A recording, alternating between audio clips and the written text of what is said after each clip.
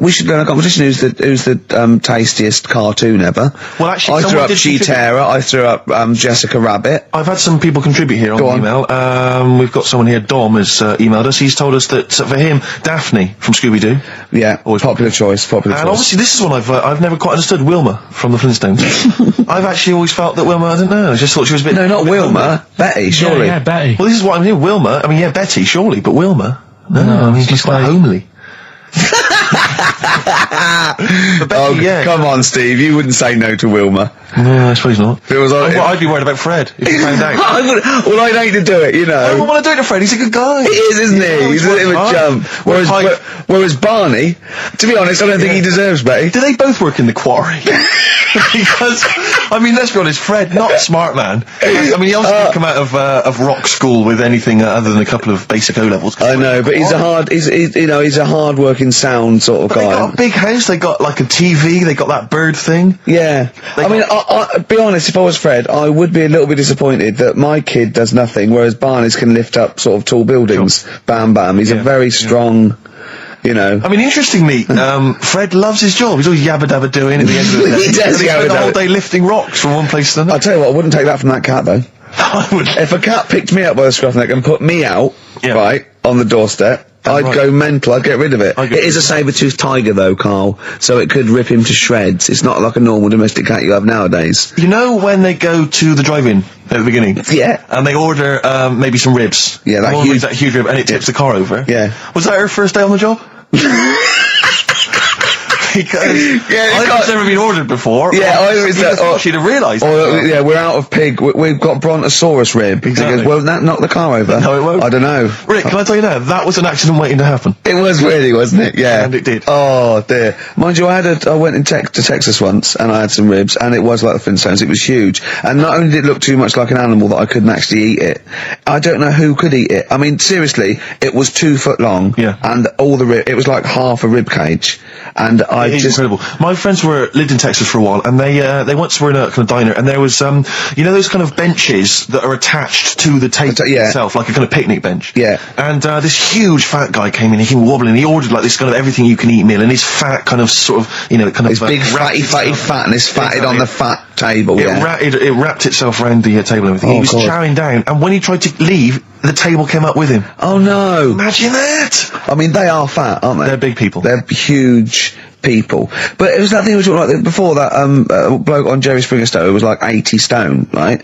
Now, I felt quite sorry for him. He was really sad and he was crying. It is rad, but my point is this, right? When he got to say 50 stones, didn't he go, that's too much, enough for a land animal? Exactly. Do you know what I mean? Yeah. That's big, isn't it? I mean, I'm getting worried. I'm 13 stone, and I'm genuinely getting worried. I'm thinking, God. When you've got that big, when you've actually got your own mare. yeah. When you have to get in helpers to look what the scale says. Yeah. Like they 4 or 5 people lift up your belly and go, it's 52 stone. You go, that's too much. Exactly. I'm going to only have 9 breakfasts when you begin to appear on the Ordnance Survey map. yeah, exactly. Yeah. When you've got your own symbol. It's like we can see 2 things from space now: Fatty and Steve Merchant. We'll be landing at about. Well, no, I'm just saying at all. You're not fat, are you? You're freakish and big. Just another quick thought. Someone's mentioned Daphne from Scooby-Doo, and but I've always had a soft spot for Velma. Velma. Because Velma's got glasses. I mean, I'd have She's clever. Can I tell you what would have happened if I was in that environment? I was maybe on the... Your glasses would have got tangled up. I'd always been making a play for Daphne, right? And Velma would have fancied me, but I'd have always ignored it because I was playing for Daphne, and then when I finally realised it was never going to happen with Daphne, I'd have blown it with Velma. Maybe not, though. Maybe not. Sometimes those, you know, they might, you know, appreciate honesty and go, listen, I've been hitting on the good-looking one. Oi, Four Eyes. Yeah. Do you fancy it, Chubbs? Exactly. Something like that. Let's be honest, is what you're saying. Well, yeah. I'm wondering, I don't mean to be libelous, but Velma, she was quite short, the glasses, the short hair. Lesbian. Hung around with the dog and lesbian. I'm beginning to wonder if she was... maybe. Unfortunately, I said lesbian there, and you still carried on with your assessment of what it is to be a lesbian. It's bad enough doing the cliches of having short hair, but you said the dog. Yeah, well, she hangs around with a dog. So do lesbians do that? Well, have you seen some lesbians? They're right dogs. Good night. You see what I've done there? You know what I've done there, Rick? Comedy award winning. Oh, God. the first cut is the deepest. Let's hear it, Rick. On this album as well is The Killing of George. Georgie Part 1 and 2, remember? About the gay bloke. Georgie Boy was gay, I guess. His favourite song. Carl's favourite song, right? And I was going, oh yeah, I remember that, yeah. I said about, and I said, did not intend to take his life. He just pushed it when he gets mugged and killed. Do you know what he said? I was sitting outside, I was singing, and he went, well, as I said, they go out too late. They go out too late? He meant gay people go out too late. He went, no, they do. I went, what do you mean? He said, they're always out, they go out when people are coming home. He said, if he'd have been in bed by 10, he'd still be alive today. That's a sobering lesson. And he went, there's one that works here and he's shattered every Monday. Oh, if you're gay and you're listening, just be in bed earlier. Yeah. When sensible people go out. Yeah. You're right, we're not on the continent, Carl. If you're gay and you're not in bed by 10, go home. Yeah. I don't get it. Now, right, okay, it's the film review. Carl, you just tell it from the heart. Tell us what you thought about the film, what you thought Can I just ask, is this the first time you'd seen Gladiator? You'd never seen it before? No. Okay. And what were your thoughts? Okay. The film review. Gladiator. It's alright. Nothing great. It's like an old, sort of an old version of Rocky done in the olden days, really. Right. A bloke fighting other people. Sure. How sort of well known is the story? Do you reckon people know the basics? Well, just very quickly, just do the plot. Quickly. There's a guy called Max. Maximus, yeah. Yeah. There's Caesar, and there's Caesar's kid, and Max goes to war, sort of wins it, comes back. Caesar says, you're good at what you do. I wish my son was as good as you. So I want you to be in charge when I die. His kid finds out, a bit annoyed about it, kills his dad, because he don't want anyone to hear that he said that he wants him to be in charge. Yeah. So his kid gets in charge and thinks, I'll show you. You're not going to be a king, I am. You're going to be a slave or something. And then next thing you see is... Sorry, can I just stop there? My only thought is the film's 3 hours long, so maybe we shouldn't go through the whole plot, right? We've done the first 10 minutes, but Yeah. go on. So, yeah, he's a slave and then... Yeah, but then, that was an interesting bit that I thought, right? I mean, I was watching this with a girlfriend, she was already annoyed because she wanted to watch Friends on E4. Okay. Yeah. It was a good episode as well this week. Was it? Yeah. Don't tell her that. Okay. Right, so she was annoyed and she said, come on then, put it on. And I got it wrong straight away because it says on the back 149, so I thought that was an hour and 49 minutes. It turned out it was 149. No, I thought it was 1 hour 49. Yeah. But it was 149 minutes. Sure. So it overran anyway. By 40 minutes. Yeah. So anyway, the interesting bit was where he was going across the desert on a horse. And I think to show you how long he'd been going across the desert on his horse, he's showing you a shot of the horse's knees and they were bleeding. And I just wondered whether that's what horses do if they run for a long time. Do you know? I don't. Good. Right, so anyway, so he goes on, he keeps going on like this. He's a slave, and then he has a fight at the end with the Caesar's kid, and he kills him. And that's how it ended. Okay, good. What did you think of it? Just generally, what bits... What do you think was wrong with it? Right, well, I've read up on it, and there's already a fact that is wrong. Right. Caesar's kid, he didn't actually kill his dad. His dad died of a natural death. Right, in real life, you mean? Yeah. Okay. And what's Caesar's kid's name? Comedian or something? I think it's comedian, yeah. Yeah. That's where the name comes from. When a funny person is called a comedian. He didn't actually get killed in real life by Max. No. He died by his sister poisoning him, and he didn't die. No. Are you saying that this is not a historical document? It's wrong. All over the place. Yeah. Well, next week I'm giving you Braveheart, and that is actually true. That is factually accurate. I can't handle it. It is. It was a little Australian fella that helped him out. Just for people who watched it, they know that the guy, Caesar's kid, Yeah. he died. His sister tried to poison him. That didn't work. Apparently, he was a gay fella, and his boyfriend, who was a wrestler, strangled him. Where did you get this information? On the internet. I thought I'd look it up to see how much of it I actually got right. Yes. and that's what I read. Okay, so out of 10? 5. Really? Yeah. Okay. It's no good. I wouldn't get it out. And it's annoying the way it says, like, you know, this film's got to be seen at the cinema, because I saw it at home and I don't think I missed out on anything. Very good point. I think that's probably the point they're making, but yours is valid too. We'll play a record, and after that I'm going to ask you about Rasputin, the Mad Monk. Go on then. When things like that happen, right, you know, you've been told not to mention it, Yeah. and you're like a little kid, Yeah. and once things are in your head, Yeah. it's difficult not to mention it. I mean, when I was a kid, Yeah. right, Yeah.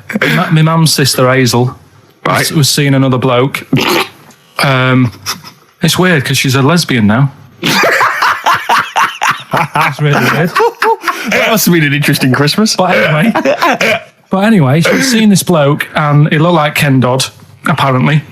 He looked like Ken Dodd. Looked like Ken Dodd. So people said, don't mention it because it gets on his nerves when you like meet him and you go, oh god, you look like Ken Dodd. So I said, all right, his name's Will or whatever. And I was introduced to him. First thing I said, nice to meet you, Ken. Did you do it as a joke, or did you? No, because you know when you know, it's like, I'm not allowed to say that. I can't say that. I mustn't say that. Can't. And then I saw him. I thought, Jesus, does look like him. It just came out. Was it Doddy who turned her into a lesbo, do you think?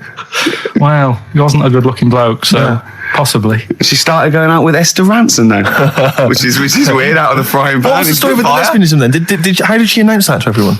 What age was she when she realised? Well, I mean, we're not a close family. Do you know what I mean? We're not the sort of family who keeps in touch with everyone. And I think my mum called her up one Christmas and sort of said, you know, how's the Diddy Will? men?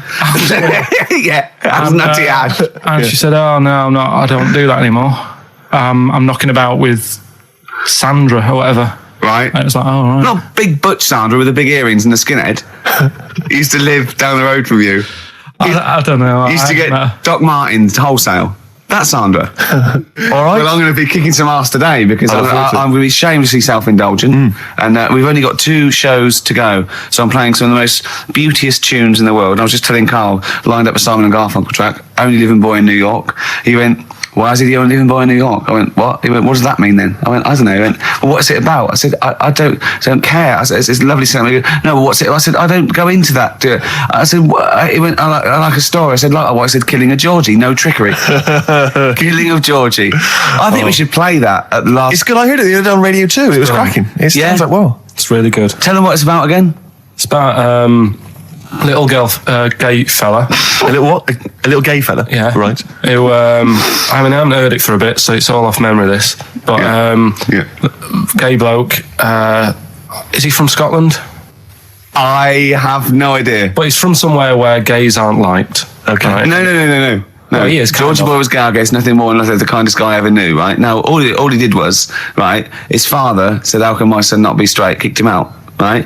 Goes to America. Yeah, but you can handle all that. You can handle your dad not getting on with you if other people around you are into the same scene. Yeah. But he was like, he was left on his own. He didn't know what to do. Yeah. He was getting stressed out. Yeah. So he goes... And this was before, I mean, this is... when did this record come out? Must have been 77? 77, yeah, something like that. Right. And he's... During punk. Right. Oh, I see, Yeah. So, you know, the village people had come along and made gay cool. Yeah. That had already happened, Yeah, but it wasn't respected. But he was watching the telly or something, and he saw that New York had loads of them over there, and they're all having a good time. Sure. No, sorry.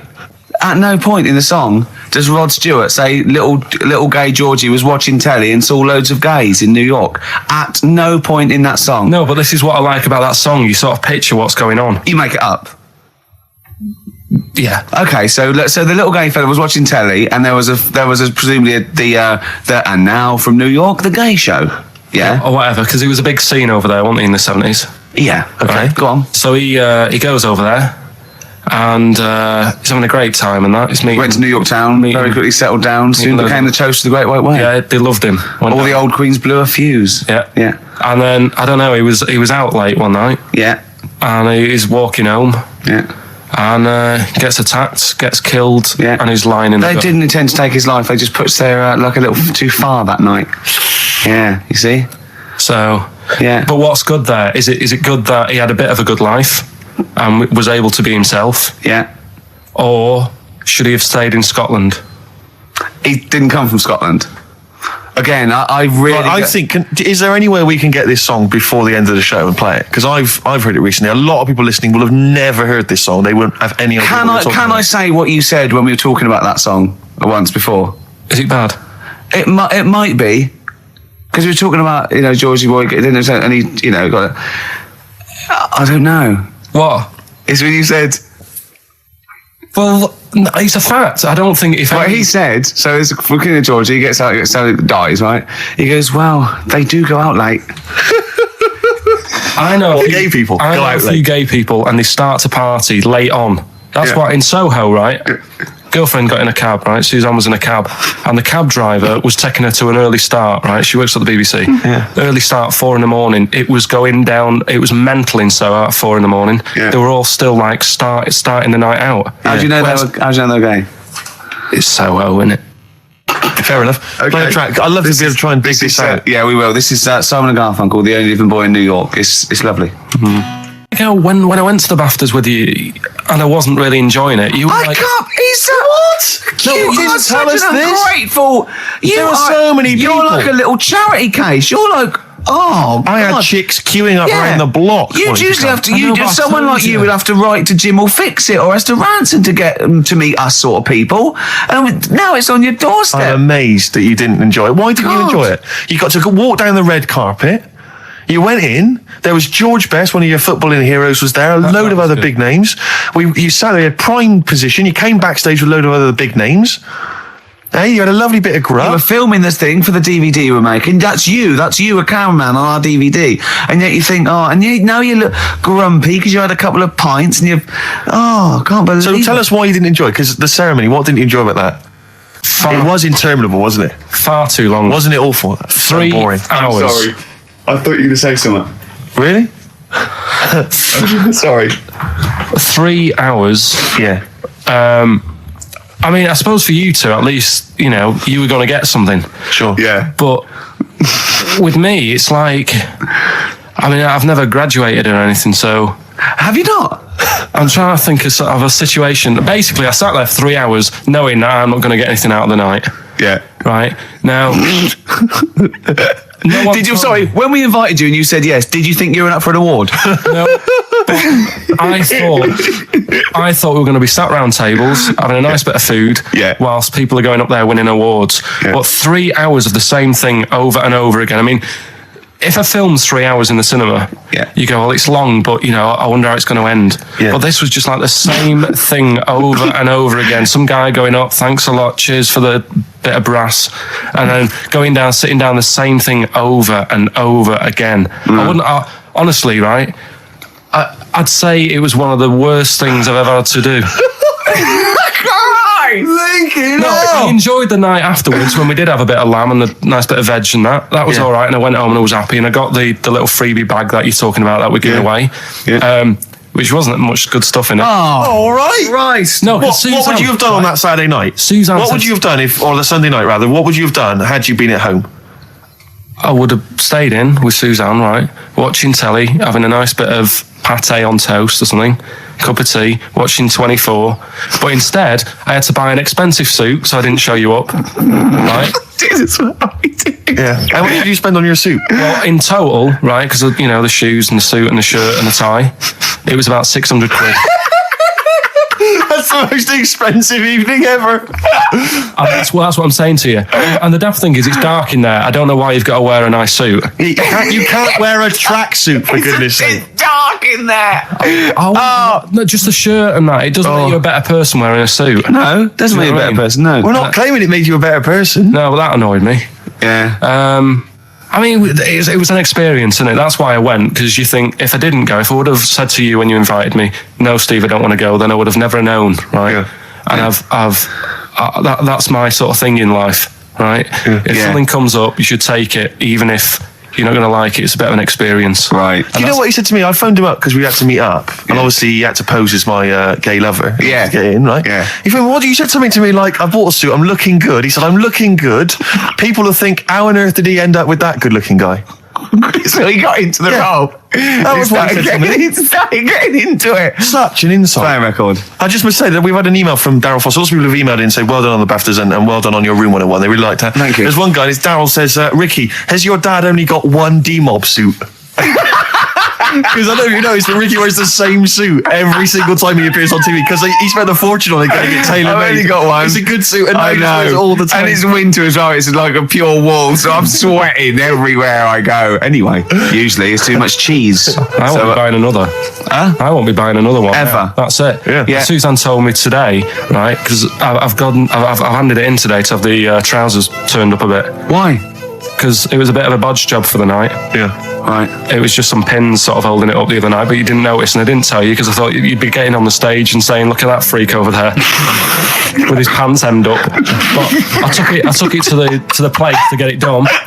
Suzanne tells me that I'm going to start shrinking now and getting to that age where you start going small. I know that must have been a revelation to you and a worry. Like, how small do you get? How small do you get? Oh, Right, what are we playing now? I thought we'd have a bit of Marley music. Marley music. Oh, Okay, go on. well, there's going to be a bit of a change, isn't there? Yes, that's absolutely right, Rick. Normally we would end the decided show, obviously, with just- a song for the ladies. But because it's sort of Carl's penultimate show, and we're going to play one of his favourite tracks. What are you going to... Yeah, I just thought we could play this. It is obviously the Killing of Georgie By Rod Stewart. and this is a song for the gays. See, his father took it as a sort of personal slight, but you can't help it, That's not you his know. fault.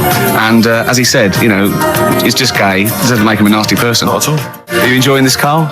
Yeah, but I'm not gay. No evidence of him being Scottish. No, but When he says they blew a fuse, if they're not electricians, they mean he's sort of And it's not a euphemism either. oh, I'm worried. I'm a bit edgy. He's out late. I know. And he's taken a shortcut, which is mental. Not in New York City. Yeah. He doesn't know the area. He's from Scotland. I bet it was them that were screaming. Yeah. I'm suddenly worried.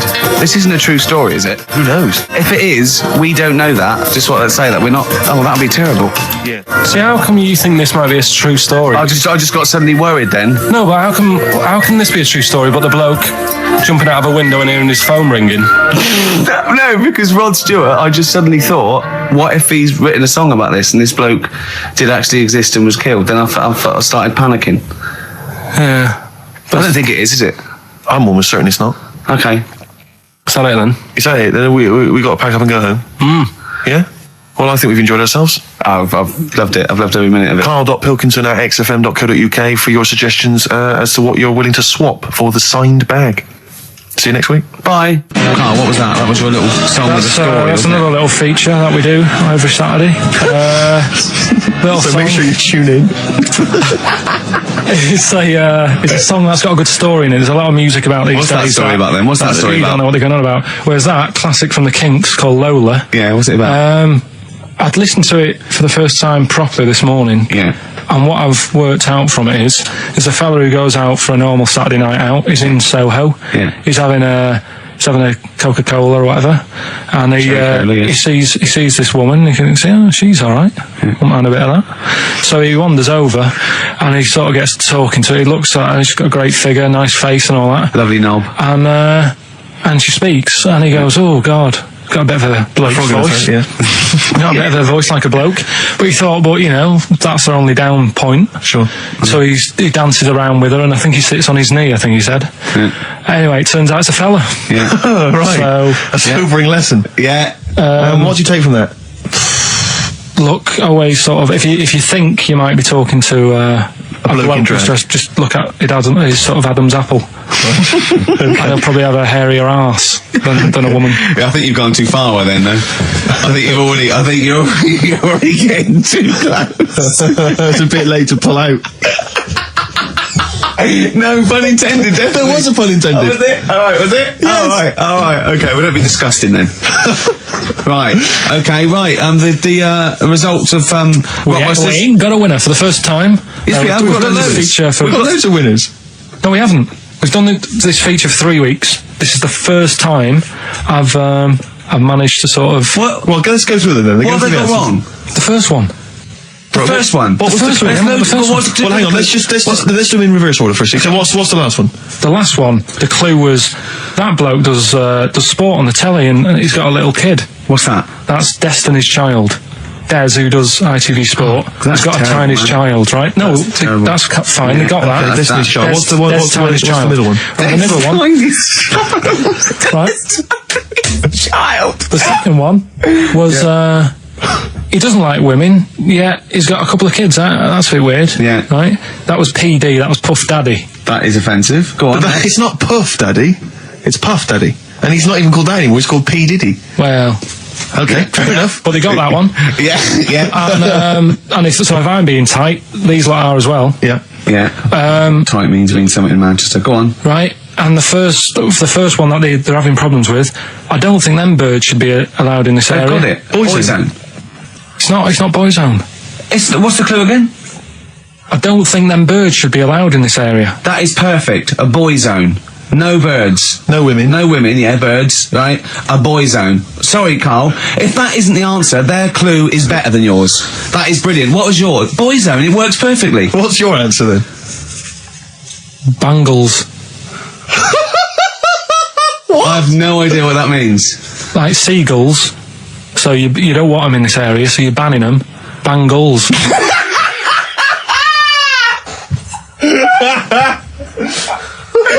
Oh! Well, give it to Boyzone, because Boyzone's better. Don't use birds to be allowed in this area, it's a Boyzone. I think we should have a rollover. Carl beat them. You have to use his logic, surely. But theirs works. You can't do what am I thinking. No, that's not what I'm thinking. It works perfectly. I think you've got to give it to the ones that got the Boyzone.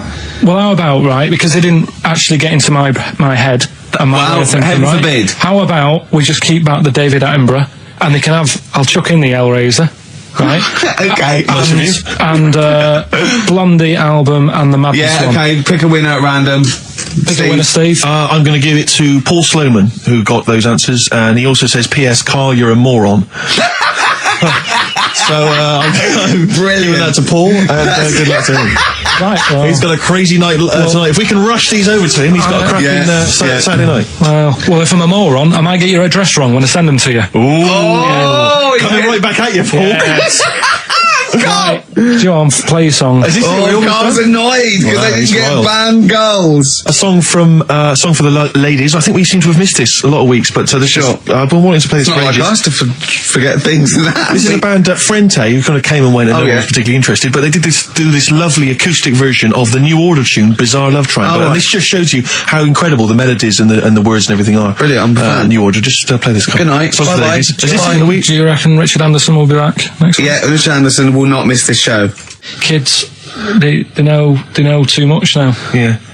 You just spare. I know, right? Yeah. Listen to this one, right? Go on. My dad had me niece in the car, right, running her to school one day, and she's in the back of the car with a mate, and they chatting away about stuff like kids do. And he got onto the topic of one of the mates who they said, I mean, you've got to remember, my niece, this point was probably about 5 or 6, something like that, right? In the back of the car, talking about My Little Pony, whatever it is they play with. Subject changed. That Lisa in our class, she's a lesbian, isn't she? Right. That's what they were talking about. Yeah. Chatting away about it.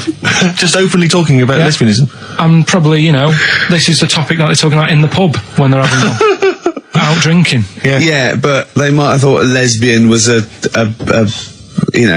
funny word or something. You don't necessarily know the ins and outs of it, do they? It's weird though, isn't it? Because when I was younger at school, you didn't you swore a little bit, but it wasn't like major swear words, and you sort of did a little bit of nicking, but nothing like they get up to now. I mean, my girlfriend, when she was about 7 or 8, she was walking to school with her mum, and she called her a C-U-N. Right? You are joking. No, she said, because she thought it was she said she thought it was a big furry animal. So she was being nice, and I remember, where'd you hear that? Like, just heard it at school. So they might not know what it means. But because I'm thinking maybe, did you start the show with that particular kind of manner? Just because obviously a lot of new listeners, I imagine, thanks to the massive poster campaign, and you obviously want to impress them and charm them. There's a few examples today of irony coming back and biting you. Yeah. That seemed like a funny idea at the time, me posing that up. But Jonathan Ross phoned me up when they first went up and he just said, I've just seen a big poster of a predatory gay. Yeah, you do look a little bit... Hello, and what's your name? Would you like to sit down here? And then you're in the background. And also, I think the funny thing about having you as a partner, I mean, the only good thing is that you look weird and tall, like too freakishly tall and lanky. But in that one, no, because your background and you're smiling, you don't look as weird as you do in real life, or as freakishly tall. So it sort of ruins it a little bit for me. We found out that scientists. Oh yeah. I've found out 17th century that like now, 1 in 10 rams are gay. 1 in 10 rams are gay. Yeah. So that was like Wallet. That's how I could get that in. They got a load of gay and straight rams. Right.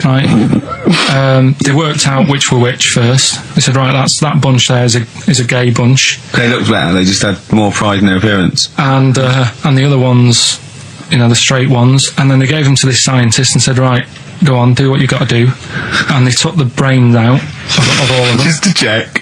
And they did tests on the brain, and it worked out that they've got something smaller in the brain. The gay ones have got something in the brain that makes it smaller. And they said, right, well, that's probably how it's going to work on males, on like males and females in like humans. So you took from this that gays have smaller brains than straight people? No, there's something in the brain. Right, so if someone's saying, I'm a gay, or they're not sure or whatever, they will now be able to find out. So you can go to the doctor and to find out if you're straight or gay. Is there any gay in my brain? Let's have a look. Do. You've got a little bit of a gay in you, yes. A little bit of gay in there. Yes, you've got the you've got a little bent cell there. Well, that's why they did it anyway.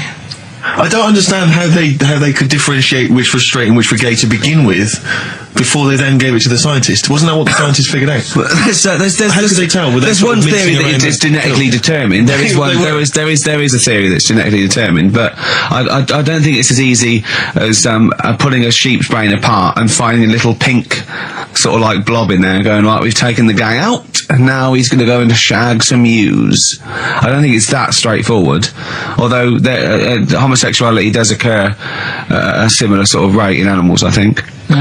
Yeah. So you knew that, didn't you? So that's that one. I mean, I just like the idea of a farmer figuring out which is straight and gay. Well, that one's wearing quite a camp-looking neckerchief. So I'm thinking maybe he's gay. Is that? Yeah. I love the fact they can. That one's a big fan of Sophie Ellis-Bextor. Yeah. They put on ABBA and see which ones dance. Exactly. That's how they. Which one? Yeah. I put on like Barbra Streisand and see which ones sing along. It is rubbish. What did I find out? Did you just say that is rubbish? No, I found out other stuff in the week that didn't make the top 3. Wow. We haven't even had to. This must be mediocre stuff. This must be really bad. Yeah. Or it might be dubious. Go on. We've got to think proactively now. We've got to sort this out. See, there's always other things going on in my mind when I'm in that pub quiz. For me, it's just a little bit of fun. Sure. It's a night out. You know what I mean? Suzanne enjoys it. Yeah. It's a bit of a get-together. We have a chat beforehand. Yeah. We have a bit of fun. Yeah. But there was other things on my mind. Well, Carl, I could do that here. I don't have to lose a tenner. Wait, what were you thinking during the quiz then, when the questions were coming out? What were you thinking of? Well, what it was, right, just before the quiz started, I had to go to the toilet, right, because the rule is, right, people who don't go to it, once it starts, phones off, no more toilet. They take it dead serious, don't they, right? Yeah. So, I went to the toilet. Now, I'm not being out of order here, it just got me thinking, right? I went to the toilet, the gay fella in there, right? There was a gay fella in there? Gay fella in the toilet. Now, how could you tell? How did you know? Just typical, everything about it, right? Everything about it, right, yeah. What, large handlebar moustache, leather cap. Butt plugs, amyl nitrate. Could I just say that These views do not reflect the views of the management of XFM or me and Steve. Go Or on, most Carl. of the people in this country. Go on, Carl. What's your problem? Yeah, but this is what I'm worried about, really. But this is why I only got Danny Minogue right. Right? Because this was floating around my mind. Went She's to a the big toilet. gay icon, Now, isn't she? go into the toilet. They have like men's cubicle and they have women's cubicle. Yeah. Now, without sounding out of order, is it wrong for me to think gay men should have their own little cubicle? Call in. They should have their own. Well, not cubicle. You mean an actual toilet, I suppose. When I was at the urinal, Yeah. normally, there's a fella there, and then you go, all right, and there's no pressure. But I couldn't go. I was thinking, should I wait? If I go into the toilet, it'll look obvious. Yeah. I had loads of pressure, and this was what were going you on. worried about? I'm so sorry. What were you concerned sorry, about? viewers? I'm so Well, sorry. it's like, right, listen, when I was a kid, right, and it's all right for you to go into women's toilets when you're a kid, it's like, oh, it's a bit cute, Yeah. right, as long as you're not, like, over 15 or something, right? Right. But when I was a kid, I went into a toilet, and women, when they use their little cubicles, they don't shut the door. Some of them just sit down on the toilet, Yeah. right, and you see everything. And, no, seriously, that's probably one of the first times I saw, like, a woman. Yeah. That, right, and my Auntie Nora when she was staying over. What happened with your Auntie Nora? She was, she's into wearing caftans. Into wearing what? Caftans. Oh, yeah. What are caftans? Big, bellowy sort of dresses. Right. And, yeah, I used to sit on the floor at home in front of the telly. Sure. She was on the chair behind. Yeah. She did a bit of a sort of a Sharon Stone scene. Oh, God. Yeah. Did you see it? There was no underwear. No. What age were you? What was it like? What age were It you? was like a ripped tennis ball. What? Right, we're off air. We're off air. Either that or put us in for the Stoners. Iced tea. That's how I'm living. Bit of old school hip hop. Where's our tea? All right, Good point, yeah. go make me a cup of coffee or something. Well, before you do that, can I just qualify something? I'm a little bit concerned Yeah. about your toilet discussion. Well, what exactly is your point again? I was just a bit bemused. You see, it's a tricky one. All I'm saying is, right, there I was at the pub quiz. I go to the toilet, not thinking about anything. I try to go, right, there's a little gay fella next to me. I love this little gay fella. Now, the weird thing is, there's nothing stopping him having a little glance, right, because he's allowed in the fella's toilet. Yeah. Now, I'm not allowed to go into the woman's toilet and have a little look round. Right. So all I'm saying is, should they have another toilet area? What, for gay people? Yeah. And so this would be gay men and lesbians? Is that going to complicate things? I mean, I can only assume. I mean, to what point? I'll ask you a question, right? If you're intimidated, that's a shame. But most gay men aren't looking at your knob. You know that. What do you mean? I can only say that 99.9% of gay men who use a urinal standing next to what they assume is a heterosexual man aren't looking at his knob. And what they're doing then? They're emptying their bladder. No, but the thing is, I can't talk you're politics saying, for Carl. you're saying like, about would you have one toilet for lesbian women and gay fellas, right? What does that mean? Would it be mixed? Would it just be? Well, would it have a man on one? That's heterosexual man. One little picture of a woman on the other, and then what? What would the little icon be? A man and a woman? A man and a woman. Just having a chat? Yeah. In pink and dot But lines. you couldn't mix them because then what would happen is you'd get people who are going, oh, I'll play up to this a bit, What, pretend to be gay? and sort of grow a moustache and shave their head. And pretend to be a lesbian. Right. Yeah. So, I see. So, people pretending to be gay so they could go in and have a look at the lesbians. Yeah. Right. So that would mean that we need 4 cubicles now, would we? Yeah, no, this is fine. 4 cubicles. So every pub How now... many toilets do we need at Every the pub's moment? now got 4 toilets. Oh, Carl, bisexuals. Yeah. Now, interesting. Bisexuals. How many toilets do we need now? Call the council. Do you use any? Huh? No. No, because they're interested in everything, aren't they? Because the little bisexual fellow will be looking at your knob. Right, with them, What you do, you just have a door, you open it, and there's one urinal there, so you can't get a queue. They have to sort of wait. I just thought that, well, why can't there just be a thing between the urinals so no one can look at anyone else's nut? Wait a minute. Just to go back to Ricky's point, what stops, even if we've got the toilet for gay men, what stops the gay men who want to have a look at your willy going in the regular toilet and pretending that they're straight? Most men don't wear gay across their head. Exactly. They don't have a tattoo. There's no branding yet in the British House where they have to declare. So we're going to have to expand this. What So we've do all you- got to carry identity. Do you know you can see a gay, can you? Coming a mile off. No? No, I'll just hold it in next time. No. Can you tell gay men? Do you know a gay man? I'd say probably if you did if you lined some people up and said point them out, I reckon I'd get. But hold on, we're not talking about people dressed in leather with the arse cut out and an handlebar moustache. Yeah. We're talking about the everyday, non-seen. Of course. Well, yeah, but I mean, suppose I put you in a room and there was 10 naked men, right? Yeah. And there's 5 gay men and 5 hetero. Could you walk along that line looking at those gay? Am I naked? No, you don't have to be naked. Why would you have to be naked? To catch them out. How would you catch them out? Don't go into it. Don't go into it. Play a record. Miserable now. Would you share a toilet with Morrissey? From Manchester, you have a lot to talk about, wouldn't you? Yeah. We've had an email, Rick, from Jim, and he's just simply said, what about a separate cubicle for bold Mancunians? Wow. Makes a lot of sense. Yeah. You just have your own toilet. I'm Ricky Gervais, with me, Steve Merchant and Karl Pilkington, and a few new characters, Steve. I can't believe As that. I said, I know you love Moyles and his sort of wacky stuff, and Chris Moore, Edmonds, one of the greats, and Edmonds, and just all Edmonds. well, I'm going to go along the same sort of vein. I've come up with a couple of. Can I show you one? I'm excited. Okay. Well, it always starts with a sort of doorbell. Okay. So it goes, ding dong. I go, oh no, hold on, Steve, hold on, Karl. Who's that at the door? Yeah. Hello. Oh, hello. Oh, look, it's Camp David, the right queer gay. Oh, hello. You look all gay today. Is that because it's nice weather? Oh, no, that's not what it means. Oh, have you got a girlfriend, Camp David, the right queer gay? No, but I've got a boyfriend. Oh, bye. Right. So there you go. We'll be hearing more from Camp David, the right queer gay, and the funny little Chinaman. What? All right, Karl. Yeah.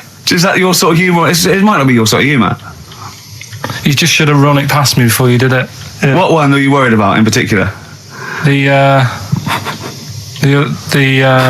not Camp David. Well, say his name. No. Say his name. Which one? Well, I don't know which one you mean. The Chinese fella. I forget who that was. What was his name? I can't remember. Well, if you can't remember, it can't be that good, so we'll leave it. We won't do it again. Right. Oh, ding dong. Hang Who's on, that? who's this? Oh, hello. Oh, look, it's David Gray, the bent piano player. Oh. All right. I thought it was going to be Columbo. That would have been a joy. Ding dong.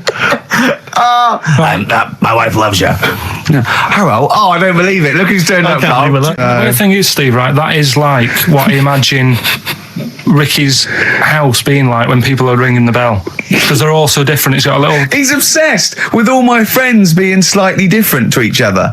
I've never understood it. He goes, there's no thread. There's no thread to them. All my mates have got a thread running through them. I was in literally after they walk out of the home. Yeah. But what do you mean my friends are all different? Well, that could be... It wouldn't surprise me if I was round there and the bell went, and I said, do you want me to get it? And he said, yeah, and I opened it, and it's, What, holy fuck? holy, yeah, he's at the door, right? And then I'd say he's busy, close the door, bell would go again, then you got the little gay fella, David Gray. yeah? And then, do you know what I mean? Yeah. Not really, no. He's met some of my friends and he looks at them in a weird way. I mean, some of them are weird. Years ago, husbands weren't allowed to sort of clout the wife with anything. What was it like in the past? I know, You yeah. couldn't clout your missus. With anything wider than your thumb. The stick had to be the same, no bigger than your thumb. Oh, no, So a big Robin bloke- could do no damage if he went out with anyone. Yeah, although his is wide, it's got a little thumb like a little knob, isn't it? It's like it's truncated because it starts off normal. It looks like he's had his big toes put on his hands. Does he have to drink a pint with two hands? Yeah. And he's dropping stuff all the time. Can I just go back to the rule of thumb thing, though? The idea, what day was this? I'm not asking Carl, I'm looking at Ricky, because you're not going to have any idea, Carl. It's just going to be the past. Yeah. But I like the idea that... I think it's the same sort of day where, I don't know, you got hung for being homosexual and you could shoot a I just Welshman. love the idea that there's blokes beating their wives with shovels, logs of wood, and someone's gone, hang on a minute, everyone, Hold on, this is wait crazy. a minute. Let's have a look at your thumbs. What can we do? Wait a minute. We've got to have some kind of rule here. I'm all for beating your wife, but let's have some kind of rule. Let's give him a sporting chance, surely. He goes, well, I'll say, well, what about you can hit her with the width of your thumb? And the wife goes, make it the width of his knob. I go, no. He slaps her again. Yeah. Width of your thumb. All right. Better? Yeah. You're wrong. Ding dong. Oh, here you are. Oh, it's a fat fella with lipstick. Hello. You're giving away a lot of. I mean, that you're an enigma, Carl. I wouldn't give away your workings. I mean, because then everyone will be able to do it. And what you've got now is a gift that people can't really tap into. Do you know what I mean? See, that's what Lenny Henry and Chris Miles' mistake. See, I've sort of worked out how they do their comedy, and I'm doing it now. Sure. Do you see what I mean? Now that I'm doing it. I think the only way that people would start to be able to replicate a lot of what Carl does is if maybe they had a severe blow to the head, or they were diving and they came up to the surface too quickly. Ding dong. Oh, I'd like a severe blow. Oh, get lost, David. Oh, let's have some adverts, quick. So this week, we're very lucky to have with us Russian pop act Tattoo. Round of applause for them. Hello. Lovely to have them here. Tattoo. Now then, of course, there's been much controversy that your kind of lesbian shtick is just something to try and whip up some press attention. Yeah. Is that We are proper lesbians. We love fanny more than cock. Okay, brilliant. And Tattoo, lovely to have you here. Thanks for coming. Yeah. Now then, you've got some live gigs, I understand, planned. Yeah. Duh. Okay. I can't help but notice that you sound, dare I say it, Tattoo, you don't sound so much Russian as German. We cannot do the accent properly. Okay. And Tattoo, it's a joy to have you. Thanks for coming down. Yeah. And finally, your lesbians would, for instance, either myself or Carl be able to convert you from your lesbian ways? We like the muff so much that the knob is no good for us. All right, well, thanks very much, Tattoo. Yeah, thanks, Tattoo. Thanks very much. Cheers. Extraordinary. Next week, share. Brilliant. So if you've got any guests, special guests you love us to interview, then let us know. Ricky.Gervais@xfm.co.uk. And we'll try and get there. Oh, dear. Play a metal card. Rockbusters answers next. I was going to say, well, do you want to do that? No, let's do it next. After the Just record. was going to say something. What are you going to say? About gays and that. What? In a bit. What are you going to say? Oh, we'll look forward to that. Martina Topley Bird. Need one on XFM 104.9. Right, there goes the girls from Tattoo. See you later. Well Thanks, done. girls. Cheers. A Right, couple of listeners Carl, what were you saying before we cut you off? Yeah, it's just like, you had the girls in and that, and it reminded me, I was talking to Steve in a week. Yeah. I think it's when people were talking about going to Stringfellas and that. Yeah. I was talking about seeing naked people. Yes, I asked him. I said, when he used to watch, say, he accidentally flipped onto BBC Two and some ballet was on, would his eye ever been drawn to maybe the gentleman's lower regions rather than the ladies? The gentleman's package. Yeah, would your eyes ever be accidentally drawn to that and you couldn't resist it? And you said yes. Yeah, because, right, I don't think I'm Oh dear. Oh, go on. I mean, fair enough. no, right. I'm always looking at the beautiful ladies, but fair enough. Yeah, No, go on. but, right, Have you ever looked at Wayne Sleep's testicles? I went out. Have you ever looked at Wayne Sleep's penis and testicles? I went out on a night out, right, and it was it got to some point in the night where two women and two fellas got on stage, Right. started stripping off. Yes. Yeah. Just what members of the audience? No, I think they were like part of the act, right? Right. And What was this, panto? the fellas had like their undies on, and the girls just had their knickers on. Yeah. Right. And Sounds pretty erotic at the moment. Go on. and at the same time, they all whipped their pants off. Yes. Right. It was Bucks Fizz, wasn't it? The adult show. Now I said to Steve, at that point, Sorry, I wasn't there. He said it's to be later. yeah. I said, well, you have a quick glance at the fellas. And then the annoying thing was, I thought, right, now I'll have a look at the women, and it was too late. They put the knickers on. How long were you looking at the fellas? Not that long, but it Why was were you like, looking at them first? that's human nature, isn't it? Why? I don't know, but I'm sure you would have done the same thing. You just Why? sort of think, well, how are they shaping up? So it's they weren't it's a shaping up at comparative all. test. So who had the biggest knob? Which one of the blokes had the biggest knob? No, it's like, normal. But that's This all. is a whole new side of you. This is a whole other area. So you look at ballet dancers, you look at the gentlemen's. No, I don't. I package. just was, when he said this, it reminded me of this night when I was walking home thinking, didn't get a look. Because I was messing Where up. was this? What event was this where people are stripping off? Carl, I tell you what, you are the most interesting man I've ever met. But are you comfortable being nude and that? We've done this. Well, I don't know what this is. We did this last week about, are you comfortable being nude? No, I know, I was talking you're about probably that. most comfortable being nude. It's just probably not in public. Well, Ricky's only really comfortable nude when he's eating. yeah. There's nothing to get, Yeah, you can just wipe spilt on yourself it. down. Yeah, you just sit in the bath. Yeah. No, but I talked about that, and then when I went home, I was talking to Suzanne about it, and she said, "What's all that about? You don't like being nude?" Right? And I thought, it's not. It's like I'm part of an Alan Bennett play. It's just, I love the way you talk. Remember once, right? I don't know if I should talk about this really, but Well, that means you should, so go on. Go on.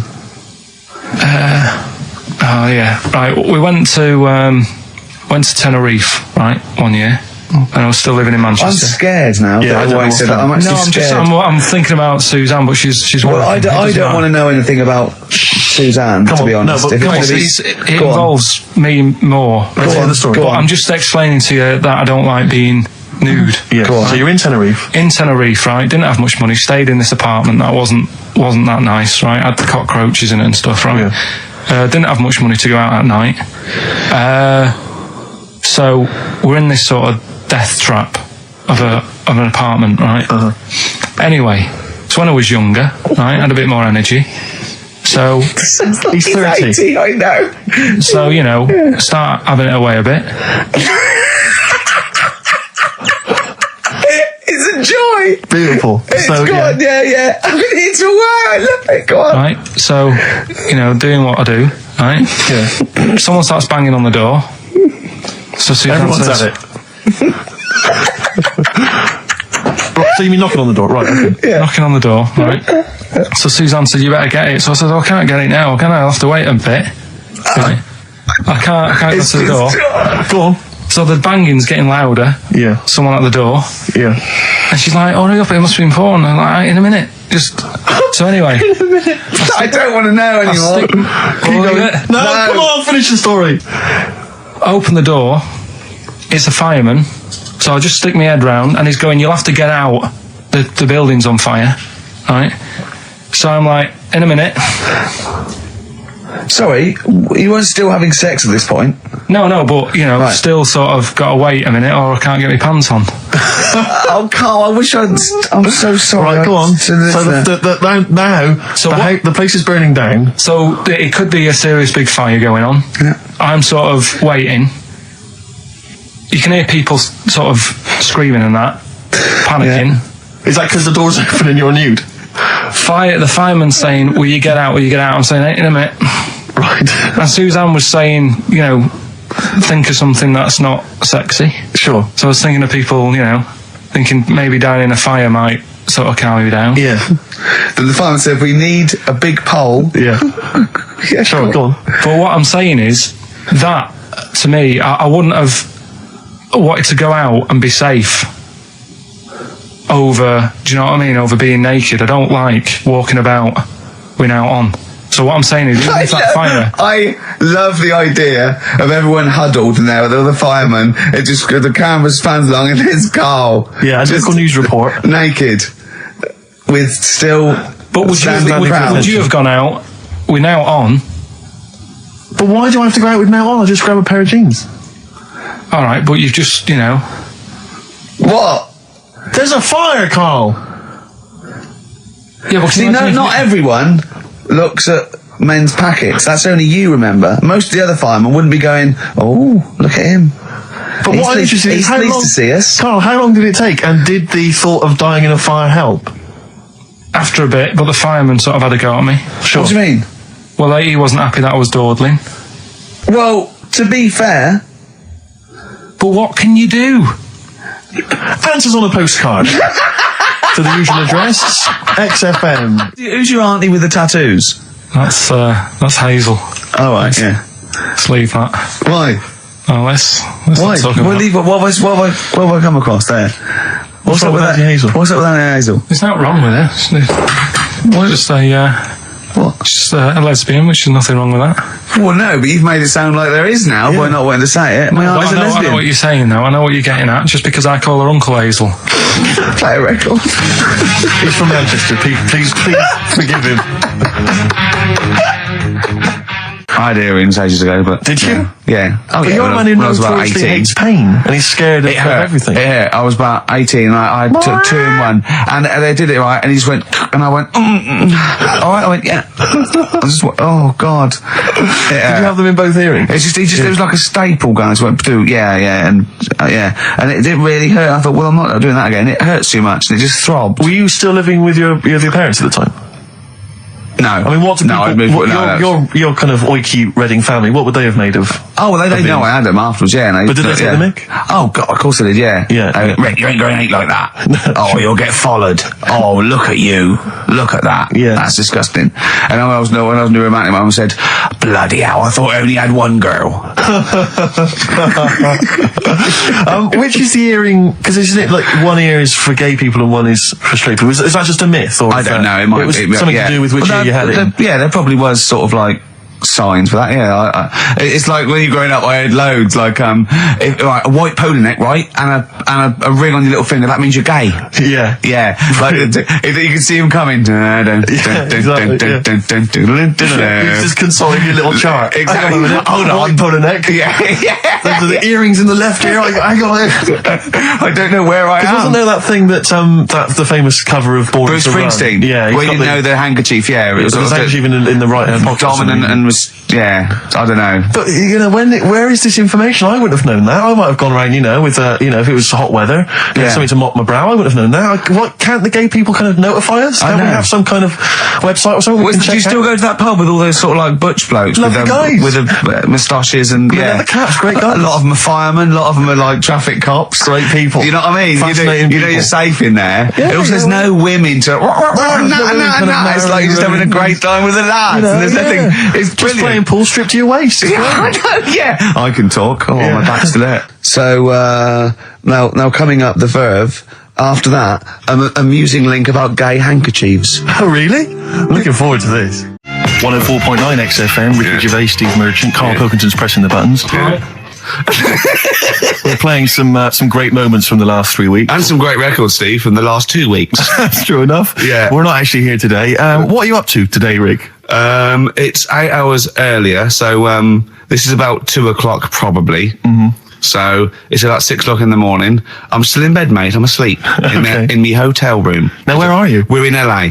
Los Angeles. Yeah. City of Angels. Yeah. City of Angels. Yeah, and so that's what we do. We're doing stuff like that. That's why we're not here. We're not here next week either. So next week is the best of this week. All right, so here's the first bit. Can I tell you one of the best presents I ever had? Go on. Without doubt, all I ever wanted was a go-kart. This is true. I was like sort of 5, 6, 7. And I eventually, for Christmas, I wasn't sort of spoiled in the sense that I got pocket money, but I always got what I wanted at Christmas eventually. Because, working class mothers, they'd get it out of the catalogue and pay for it for the rest of the year. So I always got, I'd really, as many presents as anyone else. And I got this go-kart. It was a little red go-kart and it was a pedal one. And I'd run home from school and I'd be in it and I'd get up and down the garden for hours. I'd have to come in from a tea and this was fantastic. And this went on for like weeks and weeks and went through the summer. The next summer, it was fantastic go-kart. I'd show off. And then one day I came home and I went, it was always at the back of the shed, sort of up against the shed. And I went in, I couldn't see it. And so I went to the back door. My mum was sort of like washing up with that. And I went, where's my go-kart? I thought it hasn't been nicked. She went, your dad swapped it. Your dad swapped it? Yeah. I went, he what? And I was going to be brave. And I went, he what? She went, he swapped it for a wheelbarrow. And I could see she didn't approve of this. And she was thinking, I'm going to tell him, and then I'm going to, you know, have this out. And I went, right. She went, it's your wheelbarrow. And I went to the back of the shed, and there was this wheelbarrow. He swapped it with a bloke called Jimmy Dublin, who he worked with. Jimmy Dublin? Yeah, I don't know. I think he was a respectable member of the community. He was fine. He was his lively. No, I think he was an Irish gentleman, and that's why he surprised me. I don't know what his real name was. And I think my dad must have been drunk, and he went, I want to get my son a go-kart. And my dad went, well, my kid's got one. He's probably had it for a year. He's probably bored with it. Yeah. And he said, I'll give you this wheelbarrow. And I went to this wheelbarrow, and it was caked in concrete. I could hardly lift it. I just nicked off a building site, obviously. And I'd be there for hours trying to push this wheelbarrow up and down the garden, right? And it was okay though, because I was going on holiday soon, and I 7 years running went to Bognor Regis, a place called Riverside, because some woman around the way had a caravan that we got free for a week, and it was great, just wonderful. And I used to go there with my mum and my nan. Oh, party time. Yeah, the age of 7 to sort of no, it's good because when you're a kid and you wake up in a strange place, it sort of seems weird. You wake up at 3 o'clock in the morning hearing your gran pissing in an iron bucket, and We've all been there. You get disorientated. Anyway, and I went on there, and I met a little friend who was about my age. We were both sort of like, right? And he'd hired a go-kart. He had this great go-kart, and he came around to my caravan, and I went, I've got a go-kart. And I remember my mum opening the window of the caravan and going, don't lie. That's so evil. And I went, I had a go-kart. Wow. Yeah. Did you ever talk to your father about the fact he swapped it? No. You never mentioned it to him? No. You still got that wheelbarrow? I think so. I've grown into it. Yeah. Yeah, I can nearly lift it now. Yeah. But now I'm just too old to run up and down the garden with now it. you get one of your several gardeners to use it all the time. Wow. Oh, dear. Now, Carl, you promised me that you were going to reintroduce Educating Ricky. Yeah, we can do that. Have you got it? Have you got something that will that's something that I won't know that's correct and that will interest me? Yeah, there's loads of stuff. Is it anything to do with monkeys? No, we've got monkey news. We've got monkey news coming out. Of course we have. Yeah, monkey news. People are there now over to XFM for monkey news with Karl Pilkington. No, we won't do that yet. We're not doing that yet. Educating Ricky is. Yeah. Well, let's do it. We did it ages ago. Educating Ricky. Oh, that's interesting, and it's correct. Hang on a minute, though. What I do is I tease you, don't I, with headlines. Oh, go on then. And then you have to sort of go, that one sounds good. Go on then. What are the I want to know more about that. Educate me. Yeah. Right? Okay. You've got, Jeez. Oh. That Nelly died. That Nelly died. Oh, Okay. Right. Could be about an elephant. Yeah. Go on. You've got that. You've got, I got well. Take well as read. So they all start with well. Okay. Knob body has been that lucky before. Brilliant. All right. Okay. Or you've got get a lobe of this court case. Right. Okay. Not bad. I'm going for knob body has been that lucky before. Right. It's a story about this kid who was born. Right. Was he? Yeah, he was popped out and the dad and the mum saw the baby and he was like, oh, that's a good looking little kid. Sure. And they were proud and that. And then they're surprised that it's a good-looking little kid. It's theirs. Yeah. Like it could have been a frog, and they'd have gone, "Oh, he's got your eyes." And then the doctor goes, "Yeah, it is, but look at that." What? He said, "It's a boy and hasn't got a knob." I love the doctor saying that. I love this GP. Right. Oh, this midwife saying that. Oh, we love little boy. Yeah, but no knob, baby. Mr. and Mrs. I mean, think. Right. No, but I'm speeding it up a bit. All right, come on. So the baby's right, so born. the baby's like that, and the doctor says that, and the woman's like, "Oh, it's our first as well," and stuff. Right? She's really gutted. What's the second going to be like? So, Go ahead. so just a knob. the doctor says, you know, I call it Carl. All right, go on. Right, go on. So the doctor says, well, I'll leave it with you for a bit, get used to the idea, right? As opposed to throwing it away. So he wanders off. Yeah. He comes back with a smile on his face. Right? Found the knob.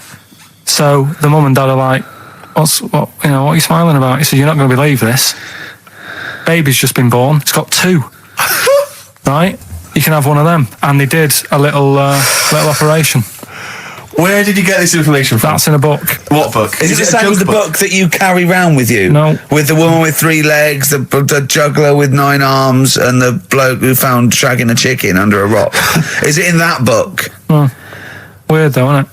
Well, it's not true. It is true. What, in the same hospital, there was a baby born without a knob. Luckily, Carl. It happened. You swear to God you're not making The this I'm up. not doctor making it came up, back honest to God. smiling because he won't believe it. There's a baby there with an excess of a knob. It happened, honestly. I'm not, all these things are not made up, the educating stuff. That's why I do it, isn't it? Teaching you stuff, always teaching you stuff.